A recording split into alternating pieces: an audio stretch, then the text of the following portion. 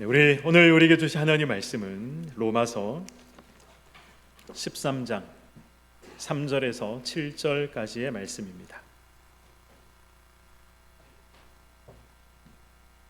로마서 13장 3절에서 7절까지의 말씀, 신약성경 257면이 있습니다. 3절부터 7절까지 교독하시겠습니다. 다스리는 자들은 선한 일에 대하여 두려움이 되지 않고 악한 일에 대하여 되나니 내가 권세를 두려워하지 아니하려느냐. 선을 행하라. 그리하면 그에게 칭찬을 받으리라. 그는 하나님의 사역자가 되어 내게 선을 베푸는 자니라. 그러나 내가 악을 행하거든 두려워하라.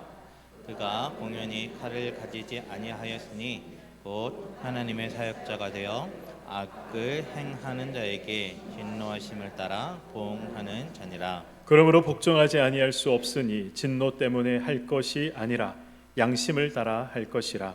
너희가 조세를 바치는 것도 이로 말미암음이라.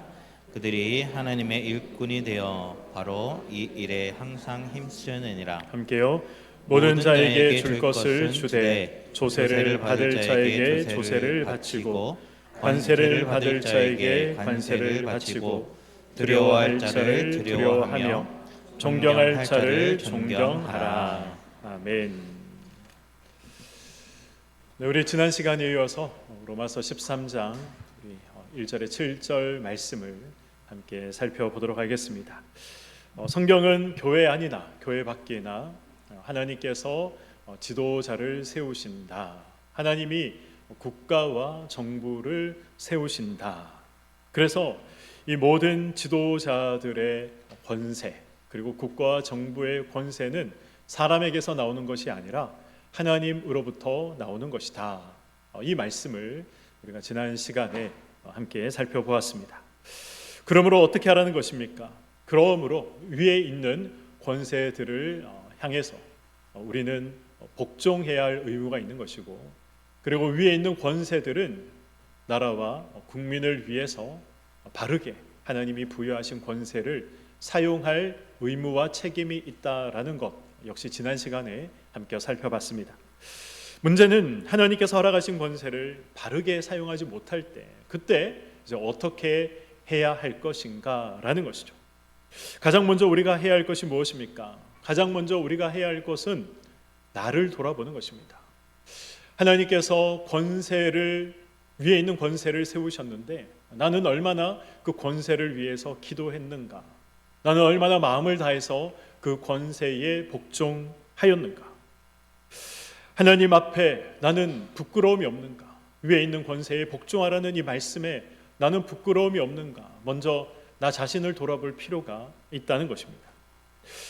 제가 이렇게 말씀드려서 무비판적으로 무조건 복종하라, 그렇게 말씀드리는 것이 아니라고 제가 지난 시간에 말씀을 드렸죠. 하나님께서 주신 권세를 악용하고 남용하고 오용하는 그런 이 권세를 향해서는 당연히 우리가 비판할 수 있습니다.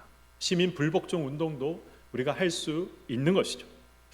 말씀에 어긋난 길로 세상이 흘러간다면 성도가 가만 있어야 하는 것이 아니라, 말씀이 어긋난 길로 세상이 흘러간다면 성도가 일어나 이야기를 해야 하는 것입니다. 그 또한 하나님께서 우리에게 허락하신 의무요 책임이다라는 것을 성경이 말씀하고 있는 것이죠. 그러나 어떤 마음으로 우리가 비판해야 합니까? 우리가 어떤 마음으로 불복종해야 합니까? 미움과 증오의 마음으로 해서는 안 된다는 것입니다. 사랑의 마음으로, 안타까운 마음으로, 말씀 위에 선 마음으로 우리가 해야 한다라는 것이죠. 그래서 로마서 13장 1절에서 7절 말씀은 어떤 말씀과 어떤 말씀 사이에 있다라고 말씀을 드렸습니까? 로마서 12장의 말씀, 서로 사랑하라, 원수까지 사랑하라 라는 이 말씀과 로마서 13장 8절의 말씀, 피차 사랑의 빛 외에는 짓지 말라라는 이 말씀 사이에 위치해 있는 것입니다. 무엇보다 우리는 하나님이 역사의 주인으로, 지금도 역사의 주관자로 세상을 다스리고 계신다는 사실을 잊지 않아야 한다는 것이죠. 우리가 이 사실을 믿음으로 고백한다면, 우리가 정말 이 사실을 믿는다면 우리가 가장 먼저 해야 하고 우리가 가장 중요하게 생각해야 하는 것은 하나님의 뜻이 이 땅 가운데 이루어지도록 기도하는 것이다 라고 지난 시간 말씀드렸습니다. 오늘 본문의 말씀도 동일한 이 연장선에서 기록이 되어 있습니다. 로마서 13장 1절에서 7절 이 말씀의 핵심이 무엇입니까? 성경은 자주 반복되는 단어, 그리고 처음 등장하는 말씀, 그것이 중요하고 핵심이 되는 말씀입니다. 그렇다면 이 13장에서 가장 먼저 등장하고 있는 내용이 무엇입니까? 위에 있는 권세들에게 복종하라는 것입니다. 바로 이 13장 1절에서 7절 말씀은 위에 있는 권세에게 복종하라, 이것이 핵심의 말씀인 것이죠. 우리가 왜 복종해야 됩니까? 국가를 세우시고 또 지도자를 세우신 분이 누구다라고 말씀하고 있습니까? 하나님께서 하신 일이다 말씀하고 있는 것이죠. 하나님이 하나님의 일꾼으로 하나님께서 세우셨으니 그러므로 복종하라는 것입니다. 지난 시간 이 복종하라라는 말씀의 의미도 함께 살펴봤습니다. 기억나십니까? 복종하라라는 말씀의 의미가 무엇입니까? 물론 순종하라 그런 의미도 있지만 존중하라, 존경하라, 더 나아가서 사랑하라라는 의미가 있다라고 말씀드렸습니다. 그것이 성경이 말씀하는 존중하고 존경하고 사랑할 수 있는 자리까지 가는 것이 성경이 말씀하는 복종의 의미인 것이죠.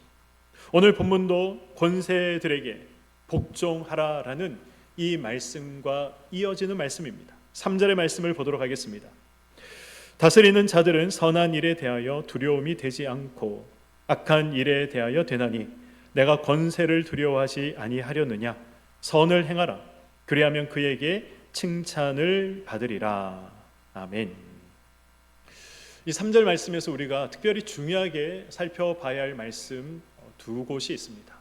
바로 다스리는 자들이라는 말과 선한 일이라는 말입니다.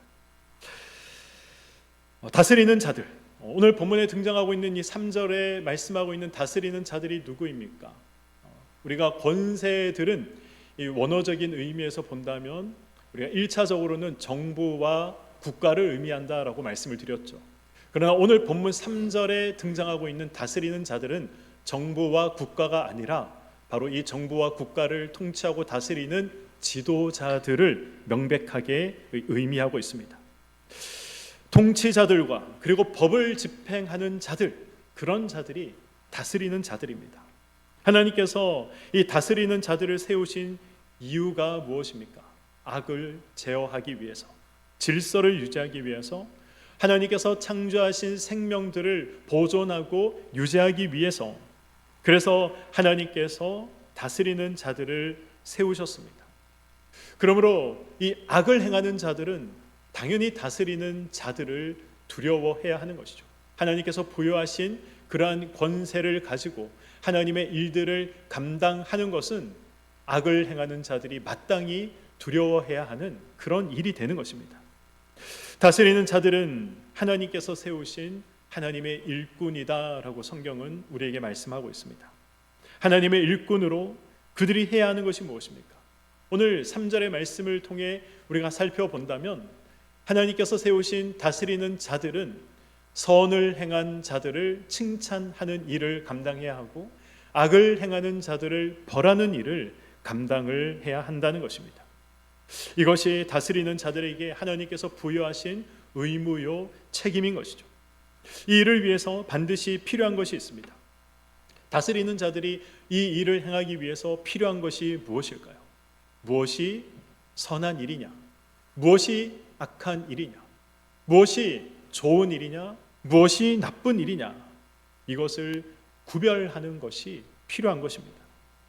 3절이 말씀하는 선한 일은 무엇입니까?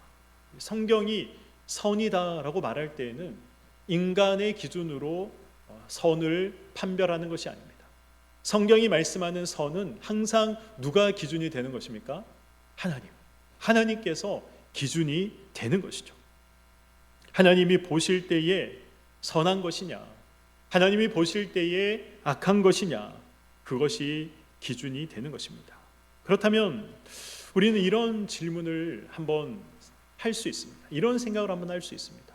아니, 하나님께서 다스리는 자들을 예수 믿는 자들만 세우는 것이 아니라 다스리는 자들 중에 예수 믿지 않는 자들, 하나님을 믿지 않는 자들, 아니 더 나아가서 하나님을 부정하는 자들도 있는데, 그렇다면 어떻게 그들이 하나님의 기준을 가지고 선과 악을 분별할 수 있는가?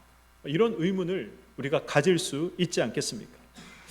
사랑하는 성도 여러분, 하나님을 모르는 자들, 아니 하나님을 부정하는 자들이 그들이 지도자의 자리에 섰을 때 그들이 어떻게 하나님의 기준을 가지고 선을, 악을 구별하고 분별해 낼 수 있을까요? 그것은 바로 우리에게 양심이라는 것이 있기 때문에 그렇습니다. 로마서 2장 14절과 15절은 이렇게 말씀합니다. 로마서 2장 14절과 15절의 말씀을 보도록 하겠습니다. 화면 준비해 주시고, 자 14절은 이렇게 시작합니다. 율법 없는 이방인이, 율법 없는 이방인, 누구를 말하는 것일까요? 누구를 말하는 것일까요? 다들 알고 계시는 것 같은데, 제가 입술 모양만 봐도 알기 때문에 하나님 믿지 않는 사람들 그 말씀하신 거죠? 맞습니다. 율법 없는 이방인, 하나님을 믿지 않는 사람들, 그런 이 의미를 가지고 있는 거죠. 그런 이방인이 본성으로 율법의 일을 행할 때에는 이라고 말씀하고 있습니다. 본성이 무엇입니까? 우리가 태어날 때부터 우리 가운데 자동적으로 탑재되어진 어떤 성품을 말하는 것이죠. 자연적인 기질, 타고난 기질을 의미하는 것입니다. 하나님을 믿지 않는 자들도 본성적으로 율법의 일을 행한다는 것이죠. 율법의 일을 행한다라는 이 말씀의 의미가 무엇입니까? 하나님이 말씀하신 선한 일을 한다는 것입니다. 말씀에 기록되어져 있는 선한 일을 한다는 것이죠. 그래서 하나님을 믿지 않아도, 하나님을 몰라도, 심지어 하나님을 부정해도 부모를 공경해야 한다라는 사실을 알고 있지 않습니까? 남의 것을 탐하거나 도적질하는 것이 나쁜 일이다라는 것을 알고 있지 않습니까? 생명을 귀하게 여기고, 그래서 타인의 생명을 함부로 해서는 안 된다라는 것, 예수를 믿지 않아도, 하나님의 존재를 부정하는 사람들도 이러한 사실은 다 알고 있지 않습니까? 이것이 율법의 일을 행한다는 것이죠. 하나님의 법을 따라 행한다는 것입니다. 하나님을 믿지 않는 자들, 하나님을 모르는 자들이 어떻게 이 율법의 일을 할 수 있습니까? 이어지는 말씀을 보도록 하겠습니다. 이 사람은 율법이 없어도 자기가 자기에게 율법이 되나니 이런 이들은 그 양심이 증거가 되어, 무엇이 증거가 된다고 합니까? 양심이 증거가 된다고 합니다. 양심이 증거가 된다. 그 말은 하나님의 말씀이 이미 우리 마음 가운데 예수를 믿지 않아도, 하나님을 믿지 않아도 이미 새겨져 있다는 것입니다. 인간은 하나님의 형상을 닮아서 지음받았다라고 성경이 말씀하고 있지 않습니까? 하나님의 형상대로 지음받았다. 어떤 의미입니까? 우리가 아는 하나님은 모양도 모습도 형체도 없는 분입니다. 그런데 왜 성경은 인간이 하나님의 형상을 닮아 지음받았다라고 말하는 것일까요? 하나님의 형상을 닮아 지음받았다, 형상대로 지음받았다라는 이 말은 하나님의 성품이 인간에게도 있다라는 것입니다. 인간을 창조하실 때 하나님께서 하나님의 성품을 우리 인간 가운데 하나님께서 두셨다라는 것이죠. 물론 아담이 범죄하고 타락한 후에 우리가 가지고 있는 이 하나님의 성품이 많이 훼손되었습니다. 아니 심각하게 훼손되었습니다. 그러나 완전히 사라지지 않은 것이죠. 아직 여전히 하나님의 성품이 인간들에게, 예수를 믿지 않던 믿지 않던 모든 인간에게 그 하나님의 성품이 남아있는 것입니다. 그래서 무엇이 선이고 무엇이 악인지, 무엇이 좋은 것이고 무엇이 나쁜 것인지 분별할 수 있다는 것입니다. 무엇이 선악을 분별하게 하는 것입니까? 무엇이 좋은 것과 나쁜 것을 분별하게 하는 것입니까? 하나님의 성품, 다르게 말하면 우리 마음 가운데 있는 양심이 그것을 분별하게 한다는 것입니다. 요한복음 8장을 보시면 이 예수님 앞에 가늠한 여인이 붙잡혀 왔습니다.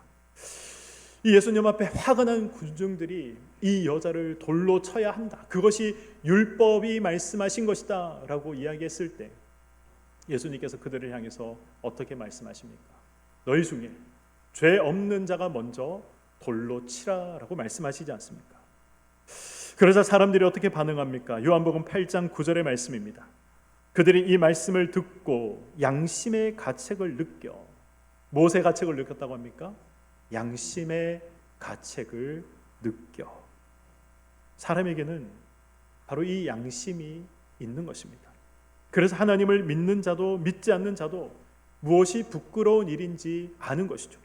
무엇이 좋은 일이고 나쁜 일인지, 무엇이 선한 일이고 악한 일인지 다 아는 것입니다. 하나님께서 우리 가운데 하나님의 법, 이 양심을 우리 가운데 두셨기 때문에 그렇다라고 성경은 우리에게 말씀하고 있습니다.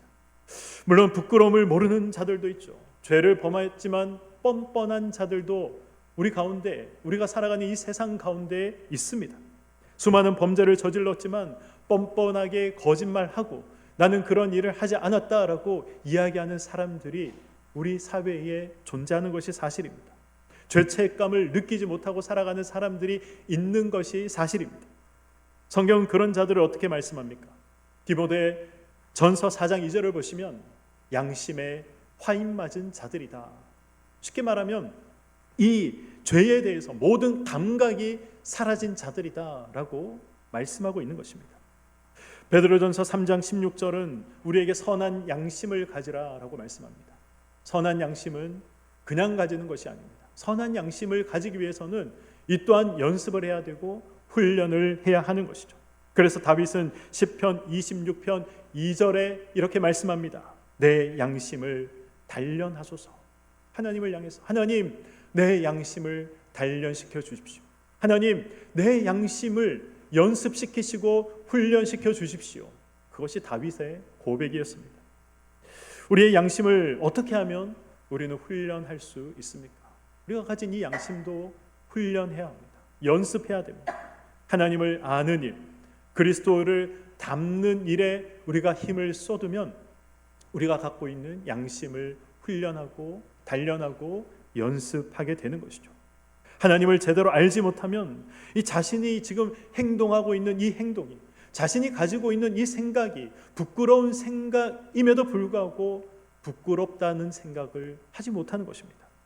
하나님이 기뻐하시는 일이 분명히 아님에도 불구하고 그런 생각을 도무지 가지지 못한 채 신앙생활하고 일상의 삶을 살아가게 되는 것입니다. 그래서 우리가 이 양심을 훈련하기 위해서는 하나님을 알아야 됩니다. 예수 그리스도를 닮는 일에 힘을 쏟고 우리의 모든 것을 쏟아야 하는 것입니다. 양심이 화인 맞은 채로, 감각이 사라진 채로 우리가 살아가지 않기 위해서는 어떻게 해야 됩니까? 디모데후서 3장 16절과 17절의 말씀 우리 함께 읽도록 하겠습니다. 시작.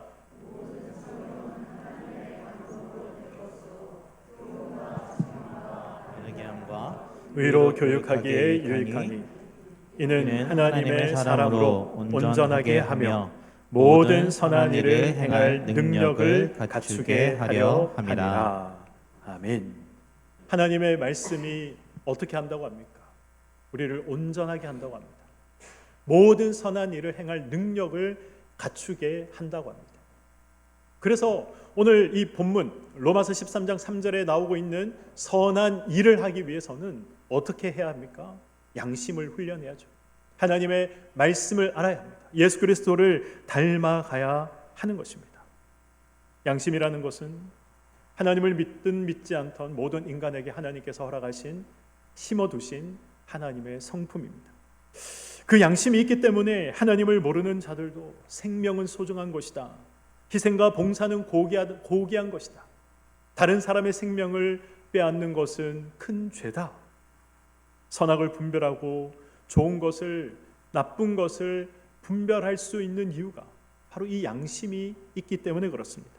그래서 법을 만들고 강제해서 선한 것을 지키도록 하는 것이 일반적인 사회가 가지고 있는 모습이라는 것이죠.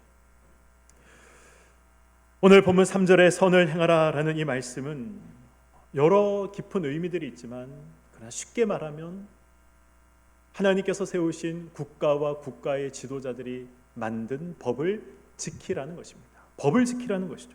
법에 순종하라는 것입니다. 물론 이 법은 성경의 내용에 반하지 않는 법이어야 합니다. 성경의 내용에 반하는 법은 우리가 지킬 수 없습니다. 받을 수 없습니다. 환난과 핍박이 오더라도 거부해야 하는 것이고 막아서야 하는 것이죠. 우리나라도 이 차별금지법과 같은 이 악법을 제정하고자 하고 있지 않습니까? 이것을 위해서 국회의원들 중에 몇몇이 또 끊임없이 법안을 발의하고 있지 않습니까? 우리는 이것에 막아서야 할 의무가 있습니다. 우리가 이것에 반기를 들어야 할 의무가 있는 것이죠. 법에는 상위법과 하위법이 있습니다. 법을 전공한 분들이 아니더라도 이 정도는 다 알고 계시리라 생각을 합니다. 항상 이 상위법에 이 하위법이 어긋나서는 안 되는 것이죠. 예수를 믿는 자들, 예수를 믿지 않는 자들에게도 하나님의 법은 최상위법입니다. 하나님께서 온 우주 만물을 창조하시고 지금도 세상의 역사의 주인으로 주관자로 다스리고 계신다는 사실을 우리가 믿고 있기 때문에 우리에게만 하나님의 법이 최상위법이 되는 것이 아니라 하나님을 믿지 않고 인정하지 않는 자들에게도 하나님의 법은 최상위법이 되는 것입니다. 그래서 우리가 하나님의 말씀에 정면으로 배치된다면 거부해야 하는 것이죠. 우리가 그것을 핍박을 각오하고더라도 거부해야 하는 것입니다. 그러나 하나님의 형상을 닮아 인간이 지어졌기 때문에 하나님의 성품이 우리 안에 있기 때문에 양심이라는 것을 가지고 하나님을 믿지 않는 자들도 살아가고 있기 때문에 그래서 이 땅에서 만들어진 대부분의 법은 선한 법입니다. 그러므로 우리가 이 법을 따라야 할 의무가 있는 것이죠. 2024년 대한민국의 모습을 보면서 여러분들은 무엇을 가장 염려하셨고 우려하시며 살아가고 계십니까? 저는 지난주부터 가장 염려되었던 것이 이 나라의 질서가 무너지면 어떻게 하나, 그것이 염려가 되었습니다. 대통령도 법을 어겼으니 나도 어기겠다. 이 야당의 대표들도 법을 어겼으니 나도 어기겠다. 이 땅의 지도자들도 법을 어기지 않는데 왜 내가 법을 어겨야 하는가? 행여나 이런 생각들을 가지고 사람들이 질서를 깨뜨리고 법을 위반하는 일들이 일어날까? 저는 이것이 가장 우려가 되었습니다. 로마서 13장은 12장의 어떤 말씀과 연결이 되어 있습니까? 12장 마지막 절입니다. 12장 21절을 보시면 선으로 악을 이기라 라는 말씀 뒤에 오늘 13장의 말씀이 위치하고 있습니다. 지난 시간 말씀드렸듯이 바울은 이 로마서를 기록할 때 이 로마의 황제는 네로였습니다. 사회적으로 본다면 이 네로라는 황제는 부도덕했고 사회 지도층들은 자기 배를 채우기에 바빴습니다. 신앙적으로 본다면 이 황제 숭배가 시작되기 시작했고 그리고 믿음을 가진 자들에게 핍박이 시작되기 했습니다. 로마 황제를 숭배하라는 것은 어떤 이야기입니까? 하나님의 법과 정면으로 충돌하는 내용 아닙니까? 로마가 그런 법을 만들었다고 해서 우리가 따를 수 없는 것이죠. 로마의 그리스도인들이 그래서 어떻게 합니까? 일평생 맑은 공기를 마시지 못하더라도 일평생 이 태양을 보지 못하더라도 그럼에도 불구하고 그들은 카타콤에 들어가서 살았습니다. 콜로세움에서 사자와 맹수의 밥이 되더라도 하나님의 법을 지킨다라는 명목으로 폭력으로 세상에 응수하지 않았습니다. 선을 행하며 선으로 악을 이겼습니다. 신앙을 포기하지 않은 채 로마의 법 아래에서 선을 그들이 행했던 것이죠. 제가 이렇게 말씀을 드리면 아니 목사님 숨어 사는 것, 도망가는 것, 가만히 앉아서 사자밥이 되는 것 그것은 너무 소극적인 행동 아닙니까? 라고 묻고 싶은 분들도 계실 것입니다. 맞습니다. 도망가는 것, 숨어 사는 것, 가만히 앉아 사자밥이 되는 것이 어떻게 적극적인 삶이 될 수 있겠습니까? 그러나 하나님의 입장에서 볼 때 우리가 적극적으로 선을 행하라라는 이 하나님의 말씀에서 본다면 우리가 이런 행동을 어떻게 봐야 할까요? 원수까지 사랑하라는 하나님의 말씀에 칼을 들고 싸우는 것이, 그것이 하나님의 말씀을 적극적으로 우리가 행하며 살아가는 것입니까? 저들의 죄를 사하여 주시옵소서라고 기도하시며 예수님께서는 십자가에 못 박혀 죽으시지 않습니까? 그런 예수님의 순종은 소극적인 행동이었습니까? 성경은 우리에게 세상과 다른 적극성을 요구한다라는 것을 잊지 마시기 바랍니다. 선으로 악을 이기는 것으로, 원수까지 사랑하는 것으로 적극적인 선을 행하는 자리에 나가라라고 말씀하고 있는 것입니다. 그때 어떤 일들이 일어납니까? 결국 로마가 신앙의 자유를 인정하게 된 것처럼 하나님께서 원하시는 선을 행하는 것이, 악을 막아서고 방지하는 것이, 불법을 방어하는 적극적인 수단이 바로 적극적으로 선을 행하는 것입니다. 우리가 선으로 악을 막아서는 것입니다. 이런 적극적인 선이 오늘을 살아가는 우리에게 반드시 있어야 한다라고 말씀하고 있는 것이죠. 마지막 6절과 7절의 말씀을 보도록 하겠습니다. 너희가 조세를 바치는 것도 이로 말미암음이라. 그들이 하나님의 일꾼이 되어 바로 이 일에 항상 힘쓰느니라. 모든 자에게 줄 것을 주되 조세를 받을 자에게 조세를 바치고 관세를 받을 자에게 관세를 바치고 두려워할 자를 두려워하며 존경할 자를 존경하라. 아멘. 이 위에 있는 권세들에게 복종하라라는 이 말씀의 또 다른 의미는 조세의 의무를 감당하라는 것입니다. 오늘 이 본문을 사실 유대인들의 입장에서 한번 생각해 본다면 이 말씀을 아멘으로 받는 것이 굉장히 어려운 일입니다. 이때 당시에 유대인들이 누구의 지배를 받고 있었습니까? 로마의 지배를 받고 있었습니다. 그런 로마에게 꼬박꼬박 납세의 의무를 다해야 한다라고 말하는 것은 매국노같이 느껴질 수도 있는, 매국노로 여겨질 수도 있는 그런 말이지 않습니까? 로마 제국에 세금 내는 것이 유대인들이 생각할 때에 좋은 일이었을까요? 기쁜 일이었을까요? 우리가 대한민국에 살아가고 있지만 세금 내는 거 다들 아까워하시지 않습니까? 유대인들은 어떻겠습니까? 지금 자기들이 세운 왕이, 유대인이 왕인 나라에 살고 있지 않습니까? 로마 제국이 지배하고 있는 나라에 살고 있습니다. 그런데 그런 로마를 향해서 납세의 의무를 다해야 한다, 이런 말하는 것이 쉽지 않고, 그것을 성경이 하나님이 하시는 말씀이지만 아멘으로 받는 것도 쉽지 않은 내용입니다. 그들은 로마로부터 독립하고 싶었습니다. 그래서 누구를 소망하고 기다렸습니까? 메시아를 기다리지 않았습니까?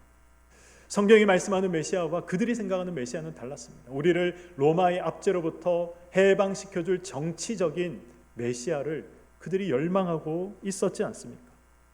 유대인들이 볼 때 로마인들은 이교도들이었습니다. 그래서 로마에 세금 내는 것을 그들은 무척 싫어했지만, 그러나 내지 않으면 또 불이익과 처벌을 받기 때문에 어쩔 수 없이 그들이 형벌을 두려워해서 세금을 내고 있었던 것이죠. 그러나 바울이 하시는 말씀은 어떤 말씀입니까? 성경이 우리에게 주시는 말씀은 어떤 말씀입니까? 로마의 황제도, 로마라는 제국도 하나님께서 세우신 자이고 세우신 나라이며 위로부터 받은 권세를 가진 것이다. 그러므로 로마 제국의 지배를 받는 사람이기에 세금 내는 것이 합당하다라고 이야기를 하고 있습니다. 예수님도 동일한 말씀을 하셨습니다. 우리가 잘 알고 있는 것처럼 바리새인들과 헤롯당들이 예수님을 함정에 빠뜨리기 위해서 가이사에게, 시저에게, 로마의 황제에게 이 세금을 바치는 것이 합당합니까? 라고 질문을 하지 않습니까? 그들이 왜 이런 질문을 합니까? 예수님께서 가이사에게 세금을 내는 것이 합당하다라고 말하면 예수님을 매국노 프레임을 씌워서 사람들이 따르지 않도록 어려움과 공경에 처하도록 하기 위해서 이 질문을 한 것이죠. 예수님께서 로마에게 세금을 내는 것이 합당하지 않다라고 말하면 로마 당국에 예수님께서 이런 말씀을 하셨다. 로마에게 세금 내는 것은 옳지 않다. 이렇게 말했다라고 고발하기 위해서 예수님을 찾아가서 묻고 있는 것입니다. 이런 자들에게 예수님께서 하신 말씀이 무엇입니까? 가이사의 것은 가이사에게, 하나님의 것은 하나님에게 드려라라고 말씀하신 것이죠.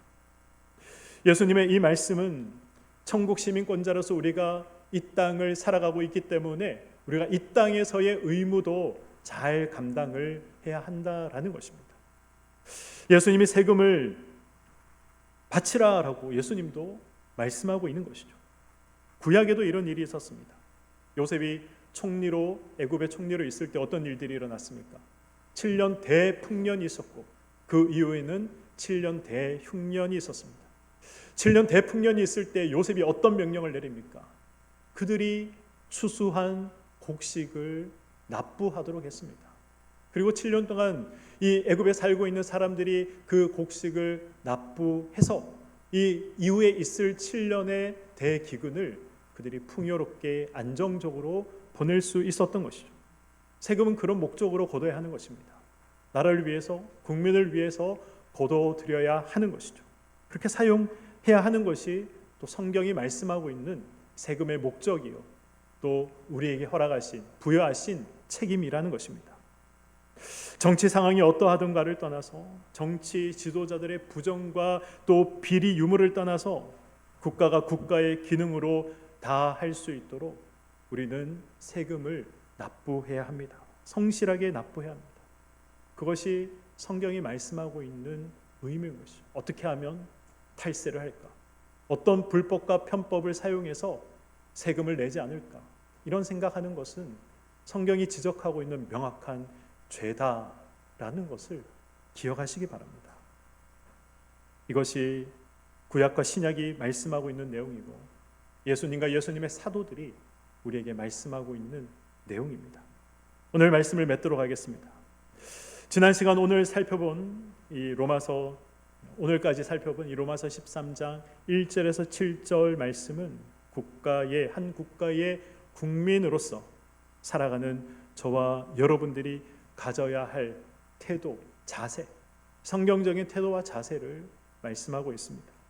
그 태도가 무엇입니까? 위에 있는 권세들에게 복종하라는 것이죠. 하나님이 세우신 정부와 지도자들을 존중하고 존경하고 사랑하라는 것입니다.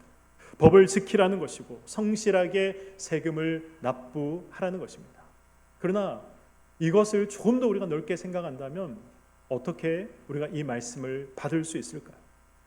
법을 지키는 것, 세금을 납부하는 것, 어떻게 생각한다면 중요한 일이고 큰 일이지만 또 어떤 차원에서 생각한다면 너무 지엽적인 것 아닌가라고 생각할 수가 있습니다. 성경이 우리에게 오늘 이런 말씀들을 하고 있는 이유는 하나님께서 맡기신 각자의 자리에서 각자의 책임을 다하라는 것입니다. 성도로서의 책임을 다하고 한 국가의 국민으로서 살아가면서 그 국민이 가져야 될 책임을 다 감당하라는 것입니다. 하나님은 왜 저와 여러분을 이 사회와 이 시대에 그리고 이 나라에 태어나게 하셨습니까? 하나님을 왜 이 대한민국 국민으로 저와 여러분을 살아가게 하셨습니까? 하나님은 왜 우리가 살아가는 이 시대에 이런 어려움과 아픔과 혼란을 허락하고 계십니까? 예수님이 하신 말씀을 우리는 생각해 볼 필요가 있습니다. 예수님께서 빛과 소금이다 라고 말씀을 하시죠.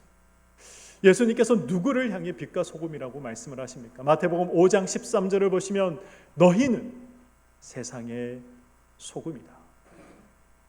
14절에 너희는 세상의 빛이다 라고 말씀하고 있습니다. 예수님께서 말씀하시는 너희는 누구를 말하는 것입니까? 하나님을 모르는 자들을 말하는 것일까요? 하나님을 인정하지 않는 자들을 말하는 것입니까? 그렇지 않습니다. 예수님께서 말씀하시는 너희는, 이 너희는 저와 여러분을 말씀하는 것입니다. 예수를 믿는 자, 하나님을 인정하는 자, 하나님을 믿는 자, 하나님의 백성들, 성도와 신자들을 말하는 것이죠. 그런 성도와 신자는, 하나님의 백성들은 세상의 빛이다, 세상의 소금이다 라고 성경이 예수님께서 말씀하고 있는 것입니다. 그렇다면 이 세상의 진정한 빛과 소금은 누구입니까? 하나님을 믿지 않는 자들이 아니라 하나님을 믿고 있는 저와 여러분들만이 이 세상의 진정한 빛과 소금의 역할을 감당할 수 있는 것입니다. 정보를 향해 불평하거나 왜 이런 시대에 태어났나, 왜 이 나라에 태어났는가, 이런 어린아이 같은 투정과 불평을 부리지 마시기 바랍니다.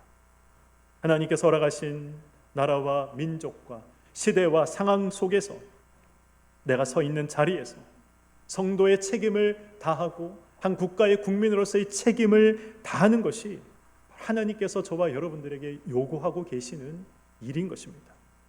선으로 악을 이기시며 선한 일 행하기를 멈추지 않는 것이 하나님께서 저와 여러분들에게 오늘 이 순간을 살아가는 우리에게 요구하고 계시는 삶의 모양과 모습이라는 것입니다.